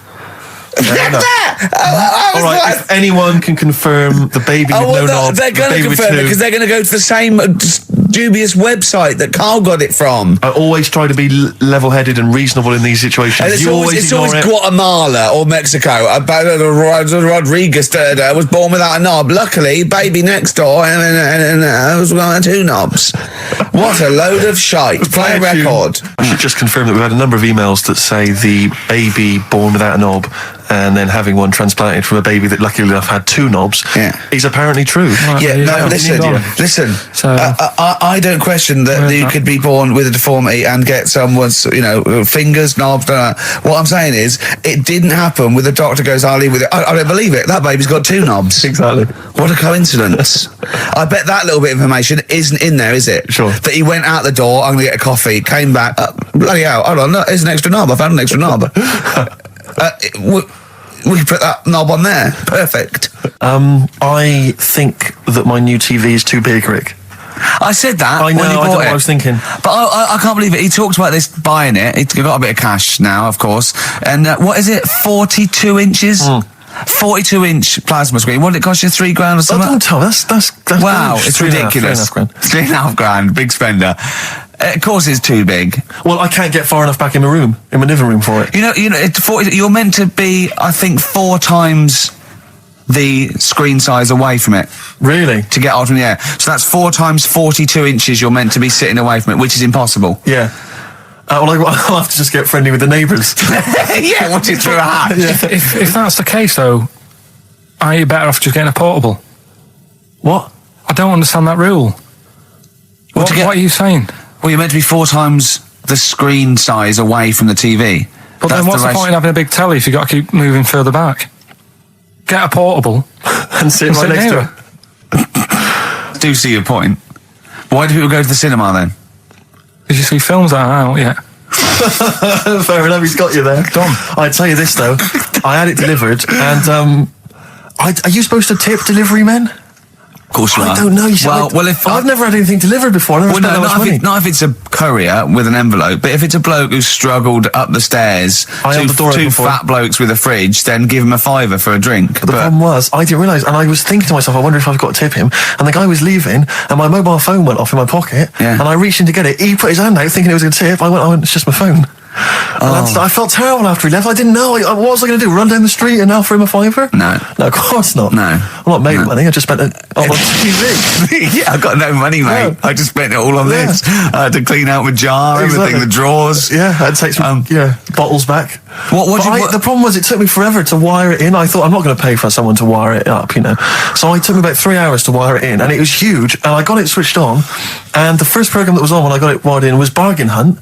I'll tell you this, David Dickinson's tan almost took my eyeballs out. It was incredible. It was like X-rays.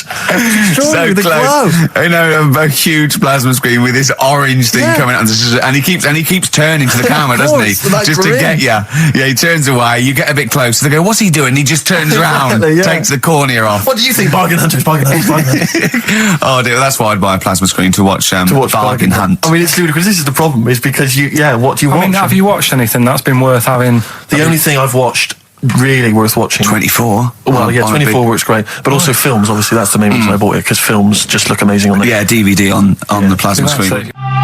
The brilliant Blur, Out of Time on XFM 104.9. One of my favourite singles of the year, and that's another thing. We'll be playing our favourite singles of the year, as well as our favourite clips of our own show. Rick, I imagine if people have got a bit of Christmas money, they're wondering what they can spend it on. Office DVD. Well, other than that, these guys have got some ideas. What, adverts? Brilliant. Exactly. Carl you had to go to one of those well clinics, didn't you? No, I haven't gone. Why? Because I'm not happy with it. What? I'm not happy with the whole... Well, it's just... Do people know what them places are? They'll give you a whole... Have you heard of them? Yeah, I've had one, yeah. They check everything. Which, Suzanne, my girlfriend, was like, you're 30 odd now. When was the last time you went to the doctors? And I haven't been for ages because I don't... No, I never go. I never go. Unless I think I'm honestly going to die there. I'm in agony. They can always find something. Jane made me go to one of those things, those boot things where they do that. It's, £200 and they give you a complete head to toe, don't they? But head to bottom is what it is. They do the old finger up the arse thing. Now, what is that testing for? Well, I like that he said it quietly, because he's on the radio. You can't say arse. Yeah. I say it quietly. Say it quietly. Yeah. Arse. Yeah, arse. That's what our mistake was, because we got a complaint upheld, didn't we, for saying... And I'm talking about a male chicken here, which is a cock, as you know. Yeah, and we said that word, right? So if we'd have gone, cock, we'd have probably gotten away with it. You can get away with murder. If you just whisper it. So go on then, yeah, so... I'm not going because I'm not having that done. I don't understand what you're going to find up there. That's your head. No, why can't you just? I mean, it's the heart that I worry about the most. Do you mean that in a kind of romantic sense? No, I mean if they would have to have a long finger, wouldn't they, to check that out? They go, it's something wrong with your left ventricle. Yeah. Now, this thing about the doctors, they hold your testicles and they make you cough. Yeah, they don't hold the testicles anymore. They just put it sort of like by the side of them. And what's that testing for? I don't know. I think it's something to do with if you got something wrong with your diaphragm or something like that, you can't do it when they press there. I don't know. It shows them something. So it's not doctors having a quick feel. Right, so you can... well, that's good, because do you remember when Carl said he's going to die of cancer? And I said, why? He said, I don't check my balls. I said, why? He said, I don't like the feel. So they feel it for you. They feel them for you, and you can just relax, shut your eyes, and think of England. But don't mess with them. What do you mean? You can do more damage messing about with them. Just leave them. And it's two anyway. You can afford to lose one. Yeah, I don't think that's the point. I think the point is it sort of spreads, doesn't it? You've got to check the... No, I mean, I'm not saying, if don't do it, because they spend a lot of money saying to people, have a quick feel if you've got the time, what have you. But I don't worry about it. Leave it alone. Why, out of interest, why do doctors stick fingers up your arse? Check the prostate. Check the prostate? Yeah, because if it's swollen, it could lead to all sorts of problems. Again, they're not having a laugh, Carl. They're not going, hang on, look at this bald little mank fella. But there's no nice way. I'll feel his balls, stick a finger up his arse and send him home. £300, please, on you go. What about me art? It's fine. And they're all laughing. Roger, Jeff, stand behind that two-way mirror. yeah, what's this? I'm not going anyway. So. Really, you're not going because you don't want... No, I'm not happy with that. It doesn't even matter. It's not the fact he's a stranger. If it was someone who I knew, it'd be just as bad. Imagine that at a dinner party. Oh God. Oh look, hello, Roger and Selena. Do you mind, Roger? Do you mind? Would you allow any of the celebrity doctors to do it though? Dr. Dre, any of those? Doctor Who. I just don't understand in this day and age. Would you allow Christopher Eccleston to stick his big northern finger up your... Do you got a song on anyway? But I still call Carl every day anyway. Oh sure. I called him a couple of days ago. Of course you did. And I went. It was the weekend. I went, what are you doing? He went, oh, just in Regent's Park and that. I went, what are you doing? I said, just going for... He went, oh, Jesus. I went, what? He went, a caterpillar just fell out of the sky. I went, what? He went, a caterpillar just fell out of the sky. God, it's there, it's wriggling around. I went, sure a bird didn't just drop it? He looked up and went, oh yeah. It was a bird. Of course he did. Yeah. For a moment he thought caterpillars were raining from the sky. I thought I was in Chicken Licking. Yeah. Unbelievable. Why did you think a caterpillar had fallen out of the sky? I don't know, it just startled me a bit. I love Carl being startled. I like the idea of him straight on the phone to Trevor McDonald. Look, Trevor, there's caterpillars, there's insects falling out of the sky. They're falling out of the sky now. Put it on the news, quick. Are you sure there wasn't a bird? Oh, there was a bird. Yeah, sorry, Trev. Bye. But it was weird. After like I hung up the phone and that from you, I sort of sat there for a bit watching it. I imagine him cross-legged, just in front of it. But do you know what? Because of his shape, the shape of his head, and his sort of IQ, I bet the caterpillar was thinking, "Mama." Yeah. Do you know what I mean? Yeah. It's unbelievable. Go on. It was sort of running about all over the place, right, Steve? So the caterpillars have loads of feet and that, don't they? Wow. Well, they have 6 legs. They're actually larvae with insects. They have 6 legs, but they have little sucker things to hold on to the back of cabbages and that. No, they've got more than that. They've got. I'll tell you, they've got 6 true legs. Trust me. I'm a scientist. And you were thinking what, Carl? Well, But they've got little pods. They've got little pseudo pod legs and little suckers. Yeah. But it was running about like everywhere, right, mental, but sort of running off to the left, and then it sort of went back to where it was, then back, went right and what have you. I'm just thinking, whoever gave them the legs, right, what's the point if they don't know where they're going and that? Do you know what I mean? If you can get about... Imagine that sentence. Did you hear that sentence? Can we play that sentence back? No, I don't think we can. Imagine who gave him that legs.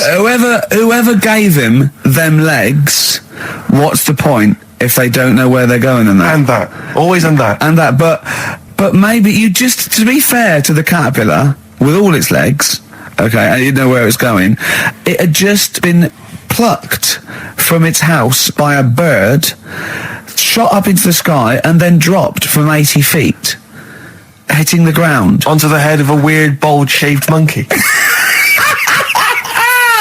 It was probably concussed. Yeah, it's one of them things again, though. But it still knew more about the world than you. How does that make you feel? I just think it's a waste of time having all them feet. It's the same thing with the... Now it's got feet now! It has a nightmare buying shoes, doesn't it? You know, you just mentioned there about sort of no knickers and that. Is this going to be your Auntie Nora? No. Right. It's just, like the last flat that I lived in, I always had a good view across the road and I could see... It was the hairy... There was the hairy Chinese not hairy Chinese kid. He was just a Chinese kid, actually. Yeah. Running Because about. that's rare, isn't it? Hairy Chinese kids are very rare, isn't it? Yeah. There's only one official sighting, isn't there? In one of those shit little magazines that you buy. And there was the old woman who didn't move. She was just sat there reading a book all the who time. we think possibly died and no one came round for weeks, And now I've moved, right? And it was quiet for a bit. I always look at what view I'm getting, right? Looks across and it was just sort of empty, sort of flats ready for people to move in and that, right? Anyway, people are in there now, right? And they've put all the furniture in, but I haven't put any curtains up. Oh. Right. So anyway, I'm sort of washing up, just having a look out the window. Yeah. Right. Girl sort of wandering about, knickers on, right? With no knickers on? You mean naked? Knickers. Well, she had a bra on. Right, okay. But, She's probably looking for a knickers. So I thought, and I don't know how long I was looking. No. Right. But anyway, she looks across. Oh, God. I think she spotted me. Yeah. I think, oh, God. I felt really bad. Yeah. I said to Suzanne... Sorry, is this some sort of Peeping Tom confession? No idea. Well, he's not... That's the thing, though. Peepington. If I was peeping, she was peeping as well, because she was looking over. Works both ways, doesn't it? Yeah, but yeah, all she could see of you was your bald head. Yeah. No, but and your hands moving as you were washing up. And some white-looking substance frothing up. Particularly stubborn stain on this glass. Yeah. Oh, God. Imagine that. Imagine if she looked across. I'm assuming your sink is lower than the window. But didn't she just cover up or something? Or she looked back and go, "Oh, you looking at my fanny?" Well, the thing I did... What? I thought, just sort of drop me boxer shorts. Because I thought... Well, Suzanne said, "What are you doing?" What are you talking about? What are you talking about? No, just so they can see me cheeks of me. What are you talking about? No, because I thought if she thinks I'm walking about in the nude as well, then we've both got something out of it. Carl, This sounds like a bad excuse in court. I know. So sorry, you were looking at a woman dancing around naked, right? So the only thing you could do was immediately drop your boxer shorts. So she looked across, saw you fully clothed, saw you took your boxer No, she wouldn't have done because it's sort of just the top half and the sink's at a side angle, so I was sort of looking out. So This is genius. So she wouldn't have seen your trousers then anyway. No, she did. I moved in front of the window more. So you then made them.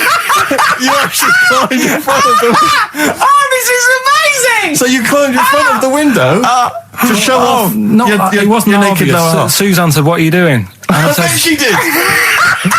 What are you looking at? I sent you in here to What clean are up. you doing? I'm just taking my trousers down, standing by the window. Why? Because there's a naked woman across the road. What do you think I'm doing, Suzanne? I'm exposing myself while looking at some free fame. leave it. What's up with you, Suzanne? Wait a minute, can I just check?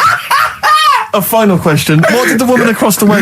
What happened? What was her I reaction? didn't look again. I just thought you've seen a bit of action as well. We're both happy. Let's leave it. Brilliant. So were you waddling around like a penguin with your trousers around your waist? I just was walking about, and Suzanne said, "What are you doing?" I said, "I'll explain to you in a bit, but don't look out the window because then it's Excellent. obvious." Then he sees, she calls her husband to look at Carl walking around naked. He goes, "Oh, she's got quick, Suzanne, get him out. There's only one with him. Get some more friends. They've gone one more." Oh, that's a wonderful, wonderful clip, and a great record that preceded or followed it. I'm not sure. But could I make some dedications? Yeah. Because I last week. Just before we had to come in to record this, I popped out trying to get onto the tube, and I had a nightmare because there were millions of protesters, so-called protesters. Now, a lot of them obviously doing good work. There was one fella, I think you'd have appreciated it because I know you are very politically active, and I think this guy has really studied hard, and he's realised the best way to make his voice heard on the international political stage is to ride around on a tricycle wearing a jester's hat. He was really shaking up the bloody government. Want to be George W. Bush about now. Not indeed. Once he sees that. Once he sees that guy. Most of his aides rushing in and going, George W., look at this guy.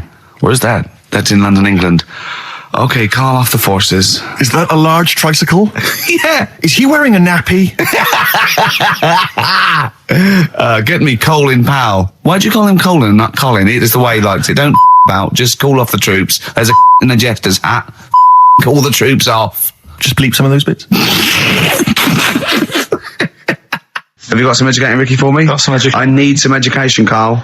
That's I kind of desperately need some education. I want to learn about Chinese kids that are born hairier than average. I want to hear about deaf girls that can hear after their mum hits their head against a wall. These are the things I need to know. I mean, I don't wish to be disrespectful. He doesn't look like a genius. He doesn't look like But then I don't know what a genius looks like. Exactly. So, Steve. you know, I don't want to be... Look at Einstein. Yeah. Yeah. His mum thought he was mental as a child. Where'd you get that information from? That was in the Einstein book. Well, it was in the Einstein book, then it's presumably true. Which Einstein book is that? His Theory of Relativity? The big book of Einstein stuff. Oh, yeah. Yeah, the big bumper book of Einstein stuff. It's for a coach trip, and you have to fill in E equals MC1 squared, 2 fish, or 3 hello, and then it's multiple choice, and you fill it. It's great. It's Did his mum think, A, he was a genius, B, mental? Most people go for A, but it is in fact B. She thought he was mental at the age of 28. Oh, Carl, you never let me down. You never let me down. So have you got Educating Ricky for me? We've got Educating Ricky coming up. We've got Rockbusters. We've got Rockbusters. As seen and talked about in Heat. It's got really tough this week now. We're not messing about anymore. Right. Got some good prizes. Absolutely, yeah, we'll talk about those later. Because, I mean, was it last week that you had the classic? Was it, I can't remember, I'm paraphrasing, Carl, apologies. Something like, I'm here in Texas, I've fallen in a puddle, and my knee has got wet. Yeah. Wet Knee Houston. Whitney Houston. Yeah. Also, it was last week when there was a little bit of confusion over the one for Holly Valance. Right? Of course. I don't think it was confusion. I think it was your error. Yeah. No, it wasn't. And it was Holy Valance, and you meant Pelmet. Then Becky, who called up that time and said, if you're getting mistaken with Pelmet, right, she sent me an email in a week saying, I've done a bit of research. Yeah. It was my fault. I've made an error. Yeah. It is a Valance. Okay. And I know about Valances. As I told you last week, at the very end, my auntie loves them. Yeah. Right? She makes them. She started off just like putting them on top of the sort of window around the curtain. And then she thought, I can do more with this. Yeah. And she had a little coffee table that had magazines underneath. And she said, I'm sick of seeing them magazines when I'm sat down. She sounds like a Pilkington. So... I'm sick of seeing them magazines when I sit down. So she put a Valance around the table. Yeah. She just got Valance around everything now. Yeah. Then, next step, She tapes everything. She never actually watches telly. She tapes it all because she gets sick of listening to the adverts and that. Yeah. So she tapes everything. So she's got loads of videotapes and that. And the video used to get on her nerves. When she was watching a film, she'd see the clock changing. Oh. And it distracted her from the film. So she put a balance around that. That's genius. Yeah. So, That is Or is it mental? Only Mrs. Einstein can tell. I don't know. She's even made her little Jack Russell look like a hovercraft. Yeah. if you It's stand still, great. that's So it. everything's got a balance. If you go round and you stand still for too long, the chances are you get She'll a put balance a around your head. Yeah. This is this is Auntie Who, Auntie Nora. and this is the one that farted for 5 minutes. She did. Lest our listeners forget. Lest we farted forget. for 5 minutes. Called his mum, saying I'm farting. 2 minutes into the fart. She's at about 2.5 minutes in. Yeah. Just like, for example, that's why your balls are on the outside. Because the cells have to be a certain temperature to survive. I don't know if it's the sperm or Sertoli cells, but they have to be a couple of degrees below body temperature.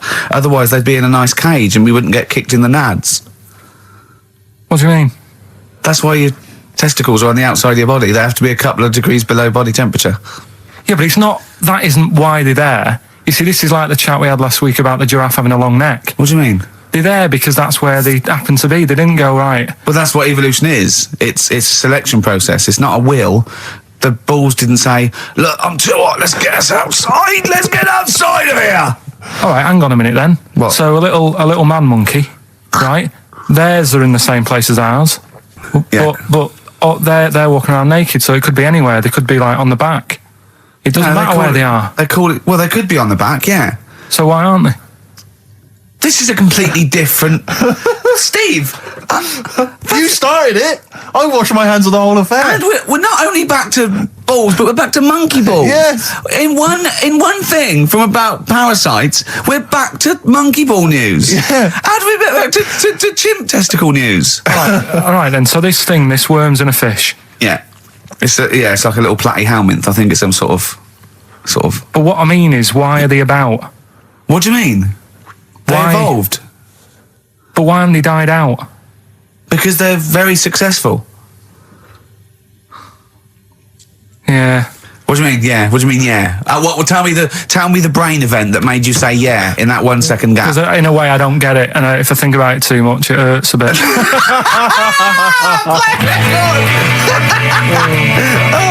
They've just been around for years, Carl. Yeah. Like Cliff Richard or something like that. Yeah. Carl's look at him. Carl looks at you like a cat. Yeah. Whenever we leave him behind, if we don't talk like straight at him and let him see our lips moving, and it's monosyllabic and very easy to understand. Look, he's lost in that conversation there. He just drifted off, didn't you, Carl? No, I just was also thinking on animals and that. Something else I was going to use. Go on. Was This isn't a radio show, is it? I just suddenly caught myself. This is I told nothing. you that before. It's been bad today. No, but I mean, it's the way, this casual way that it's like we almost have no regard for our listener. And I'm not proud of that. I just don't know what to do about it. Do you know what I mean? I don't know how to do this properly. I mean, we're just chatting here. I mean, it's only Anderson who's seen through us. And that surprises me that more people haven't. I mean, what are the figures like? Do people listen to this show?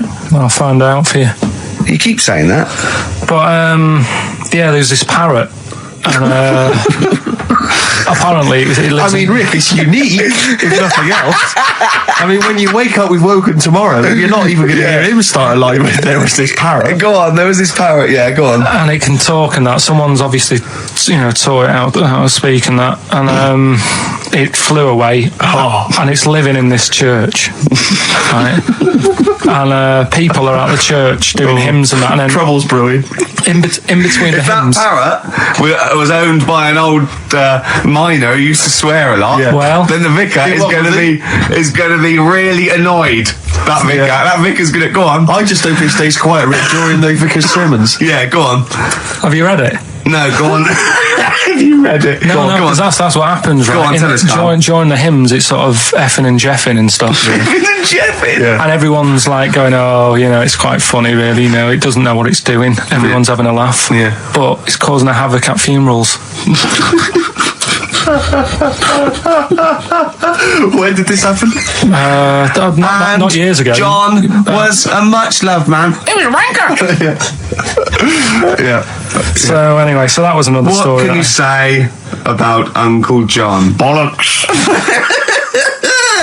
Oh, Carl, I love the fact that when you look at things, you go, that's interesting. The parrot swears at funerals. That'd be a nightmare. And it stays with you. You see, for a simple man, you retain an awful lot of knowledge. It's just all rubbish. Do you know what I mean? If you just replaced all this rubbish with good stuff, you'd be an intellectual. Yeah. Really.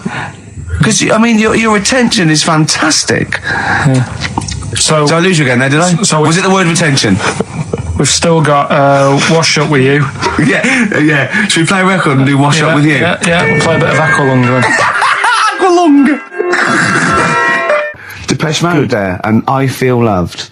Who'd have thought Depeche Mode would have been that huge? I think I've seen little lads from Basildon with little plinky plonky sound. I thought that'd be it. They'd be like Visage or something. That'd be it. And now they're stadium rock fillers. They're huge. They conquered America. He went through some hard times. He came out the other way, and well done. But see, I think what you just said there is a very good example of why they are and why certain other bands aren't. Because if you think about it, for me, you see, whenever I think of a band name, if I see a new band's come along or whatever, I always use a very simple test, which is, can you imagine that you're the announcer at a huge event? Maybe it's like broadcasting around the world, like Live Aid or Nelson something. Mandela or it's a concert. Nelson Mandela Freedom concert. Yeah. And you can imagine someone He's there.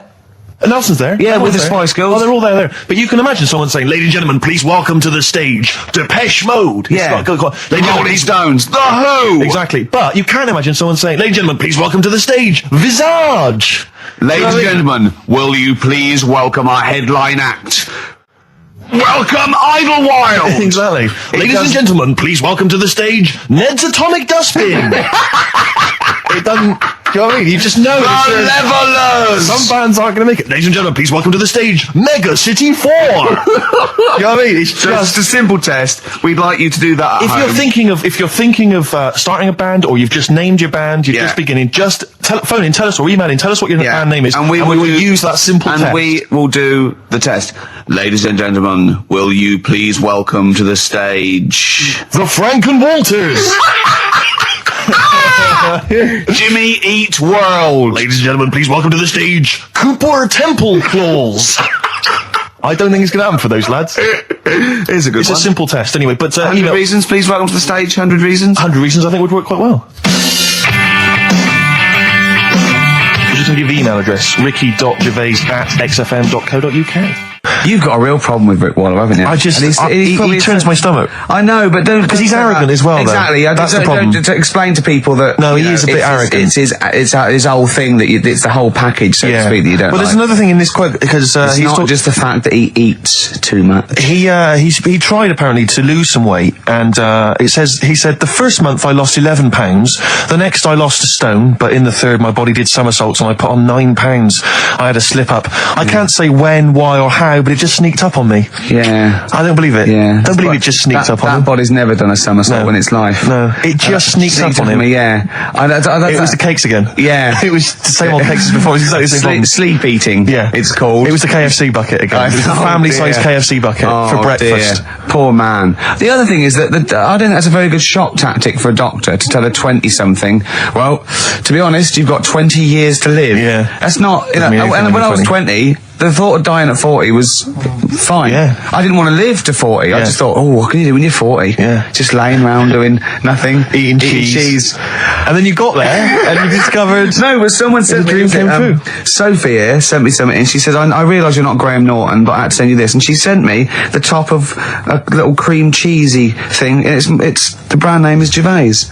How odd that is. They've named a cheese after you. I think it's a big French company, and this is from the Czech Republic. It's all over Europe, and so That would be a dream come true, wouldn't it, if they named a cheese after you? No, I think it's probably, ancestors, and so I've cheeses in my blood. Sure. Quite literally. It literally is, yeah. Another heavy Friday night, was it? It comes out of pores like those Play-Doh things. Yeah. I can squeeze out different shapes. Jane, bring the Stilton in. It's Friday night. This isn't Fry. Exactly. But yeah, so we can't really have a go at Rick Waller. I eat too much, but But you're not big. I mean, one of the other contestants on the Fat Club, Celebrity Fat Club, is another one is Jono Coleman. Oh, we love Jono. Now, Jono, I don't know, you know Jono, he's that guy who does, he used to be on TV, and I think he does a breakfast show on a rival station, doesn't he? He's happy, isn't he? He's so true, and he's a really nice bloke, Jono. It's funny because he does a breakfast show on Heart, which he's wrecking his own. There's a bit of irony. I love Carl.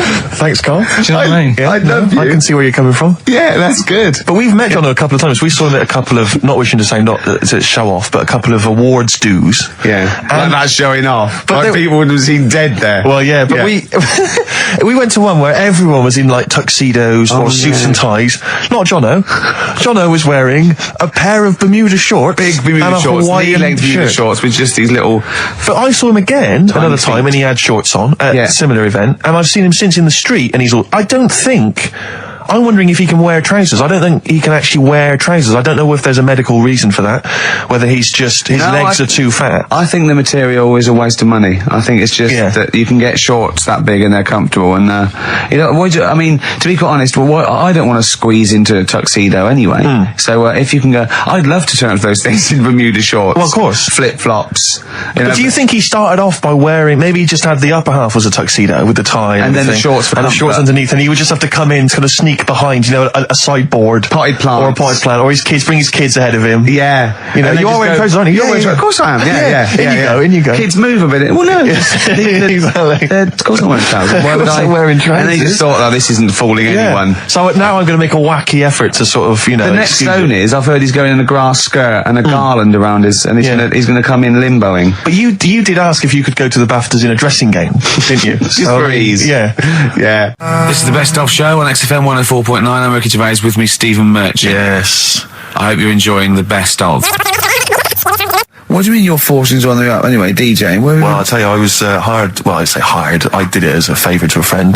His wedding the other week, and I got there. I was thinking, because everyone had their little role to play, and then people were doing a good job. I love you taking it seriously. And I did. I spent ages putting together some CDs, special selection CDs. I love that. Because what I did was I burned them on iTunes. Did you turn up with your own headphones around your neck? Own headphones, wearing a suit, but headphones. Metal case. Didn't need it. Just had them all in one small box. Brilliant.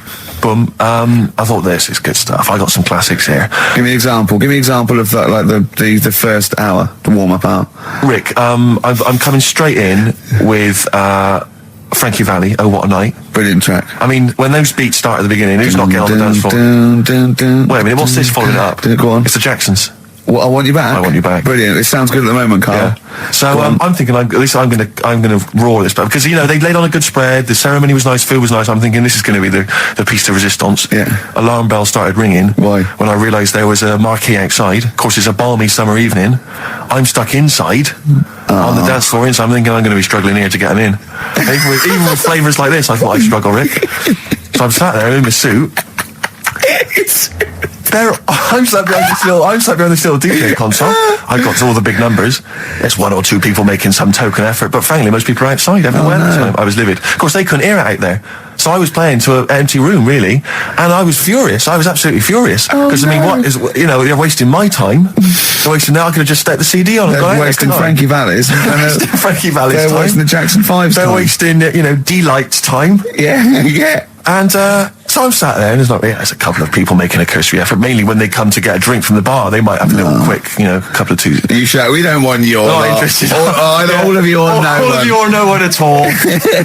And then there's a microphone set up because people have been doing speeches. This little girl gets on the mic, right? It's being funneled through the speaker system.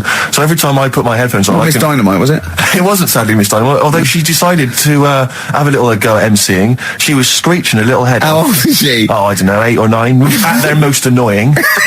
When children are their most annoying, because they got a bit of confidence there. They're a bit cocky. They're not shy anymore. They're a bit arrogant. Yeah. She's screeching her head off. So I'm playing, and she doesn't know it. Your face. I'm playing into the groove. No one's getting into the groove because she's going mental. She's just going, what's this? I don't know what this is. Play something I know.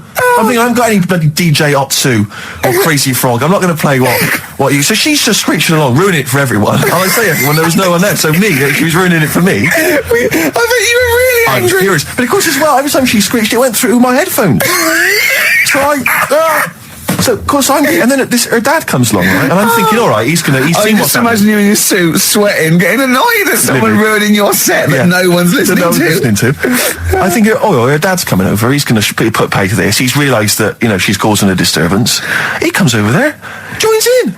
No. Sits her on his lap. He's just saying, she's having a whale of a time. I'm thinking I'm furious. I'm thinking it's his responsibility to shut her up. He's not going to do anything. What can I do? I can't step in. No. And I know very well that if I interfere, he's going to say, oh, well, she's enjoying herself and no one's dancing anyway, and we just got into a fracas. Yeah. I didn't want to start a fight. No. Because I don't know, but he'd have knocked you out, wouldn't he?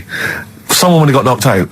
And I'm not saying who it would have been, but, but to bear in mind, Rick, there would have been two of them. And so I didn't want to get into a fight with him. And anyway, so I'm playing. Anyway, so my friend came along. He realised what was happening, and I didn't have the guts to unplug the microphone because he'd have known. You see. Yeah. So I got my friend to do it when she had her back turned. So he pulled the plug out. The microphone went dead. She went, "What's going on?" I went, "I don't know what you're talking about." I said, "I don't know." She said, "Where's the microphone?" I said, "You must have broken it." I don't know what's going on. Someone will probably make you pay for that. Anyway, at least we shut her up. That is great. But it really went from bad from worse. And there's that thing when you panic, you start panicking, so you're putting on a lot of flavours that you would have saved to the last hour. What are we talking? Boom, boom, shake, shake. Exactly, you're throwing him in early. Love Shack's coming on way too soon. Really? Oh, Love Shack before 11. It's heresy, but I had to do it.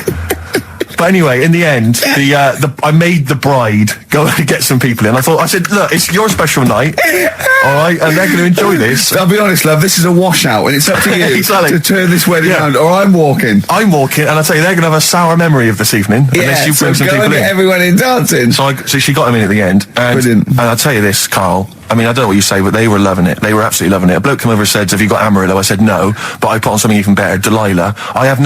Wedding crowds always go for Delilah. A song, of course, about old man killing his wife. It always goes down very well, strangely, at weddings. They get into a sort of hokey-cokey thing. They went berserk for it. And I was following it up with, I had the monkeys, I had all sorts going on. Brilliant. Of course, you know what happens. I'm going great guns. People are absolutely loving it. They're rocking it. I throw in, I had something cracking on at the end. Come On Eileen, of course, was on. People were going berserk for it. Which is unfortunate because the bride's name was Eileen. Yeah. And then the bride pipes up. I'm throwing the bouquet. So they all traipse off outside again. I was furious. Oh, no. I plugged the microphone back in. I said, "What are you doing?" We got, but they went out. Then, of course, you can't get them back once they've done that because all the women are running around. I got the thing, and then they got to wave everyone off, throw the confetti. They ruined your day. I was having a great time and they ruined it. She ruined your special day. She ruined my special night. Oh, no. It's on her head. What would you put on about now, Carl? What if I was DJing? Yeah. Probably a better world party. Go on. Interesting. Into films and that. It's just that I only, I've just got the 5 channels and flicking about, and I'm not impressed. I mean, I can understand why more people listen to radio and stuff. Yeah. Well, not this one, but go on. Well, when was it? When was the last time I sort of sat down and had time? Because I'm always busy doing stuff on that. Sure. Moaning takes up about 3 hours a day. When did Wimbledon finish? A couple of weeks ago. Right. Found myself sat there, right? I'm not having a go. I know we stopped Cheeky Freak of the Week and all that, right? So I'm not going to be having a go. Christ, I sat there. I'm scared. No, I'm not having a go. You've always got to remember that. Go on, just get on with it. Get on with it. I'll apologise after. I'm just saying, watching Wimbledon, it wasn't, one of the major games. It was little fellas in a wheelchair having a game. Little fellas in a wheelchair. Right. But for me, I mean, great. They're doing a sport and everything. But don't put it on the telly. What was up with it? There wasn't like a rally going on. No, do you know what I mean? Do you know normally, Christ. like with the well, not to Enman, but with some of the other with some of the other players and that, they're playing for ages, aren't they? It's like, who's going to win this and that? Yeah. None of that. It was just like, hit it, net. Oh, Christ! Oh, God! I don't know what to do! And people were like sat there watching it as well when they've got other games going on in there. That's what I couldn't understand. If you've paid your money to get in, yeah. I mean, like I say, good on them if they. Do you know what I mean? But it would have been. And they all start first in the marathon. I just thought it would have, give them a game of swing ball or something. Yeah. You know what I mean? No, yeah, I understand. Oh, God. There's never anything on. XFM in the community. Let's play a tune. Ricky Gervais. Don't put my name to this last link. Don't put my name to this last link. Ricky.Gervais, xfm.co.uk. Magic, Virgin, if you're listening, we are available probably sooner than we thought. Oasis and Songbird. It's a nice little ditty It's all right, yeah. of a It's not Saturday. bad. Yes, thank you. XFM 104.9, Ricky Gervais, Steve Merchant, Karl Pilkington. I think we should go straight into it, Karl. I think we should do the competition. There's Karl in the corner. It seems a little premature, doesn't it? Do you reckon? Yeah, I Do you think reckon it's so good? It's so good. We should tease it out. Well, it's a big thing. It's just that I've got absolutely nothing to say. Sure. I haven't really. Well, I mean, like often I know you all have spoken to Karl in the week. This week, for some reason, I've been speaking to him. Oh, right. I spoke briefly to him about Michael Jackson and the documentary. Yeah. Now, of course, I thought that was extraordinary. Amazing, and I asked amazing Karl's piece of opinion. work. Yeah. And he didn't mention to me the fact that Michael Jackson likes to climb up in trees. No. He didn't mention anything about his bizarre relationship with children. He didn't mention anything about his obsessive billionaire spending sprees. Right. He didn't mention anything about the mannequins he has in his thing, or the fact that he drives around his sort of 7 hotel suites in Las Vegas in a little kind of old people's scooter. The only thing of note for Karl was he said to me, "Did you notice how big his hands are?" I'll tell you what, though, I did. What? How you look at the man's got like a face that he's had reconstructed. Well, I can't seem to say that. It's libelous. Yeah, no, he hasn't. He's got He's had two nose face. jobs. Yeah, And you're But looking at his hands. But I think it's because you look at him and he looks a bit like there's a bit of androgyny there, but it's sort of like it is quite a petite sort of old lady's face in a way. But then you see these labourers' hands come out. That's always the way with a tranny, isn't it? You know what I mean? What, you can't accuse him of being a tranny? No, he's not. No, he's not. What are you saying? No, I know he's got not. enough issues. Now you're accusing him of being a tranny. I like him. I thought he came out that brilliant. I thought it was really. I really felt sorry for him. No, I think he cleared up a few things as far as I'm concerned. I thought it was a fascinating piece of work, but I did like the shopping spree. That was great. Extraordinary, because he's just got going such around bad just taste. pointing. I know it was bad taste, wasn't it? It was like one of those bizarre shops. You know what I mean? There's anything sort of a gift shop, but they're trying to make it look like Ming. But and And it's sprayed gold. If he'd been living in a trailer park, he'd have been ordering, one of those porcelain dolls dressed like a Harley Davidson bike rider, or an Elvis commemorative plate. It was the kind of billionaire equivalent of that. But the hands were a giveaway. It's the same as those sort of What do you mean the hands transvestites. were a Well, giveaway? it's like you What was it about his hands? I didn't Well, even see you know when you his get like a cab driver or something, right? And he decides to turn transvestite about 60, and he goes on Kilroy. Do you know what I mean? That way, he got a twin set of pearls, and he goes, "I've never felt so comfortable." But his hands are still big. He's got a little wig, and he's got the lipstick on, and he's with his teenage kids who are going, "Kill me." Do you think But he's it's been having surgery on his hands to make them larger? bigger? Yeah. Is that why he was wearing that glove through most of the Exactly. But I think he wants to be a goalkeeper. Right. And they said, "Well, you can't, Michael. You got big hands." It would help him climb the trees. Yeah. And he can play tennis now without a racket. Yeah. So what did you make of it, Karl? Were you intrigued? The Michael Jackson thing. It's, it was all right.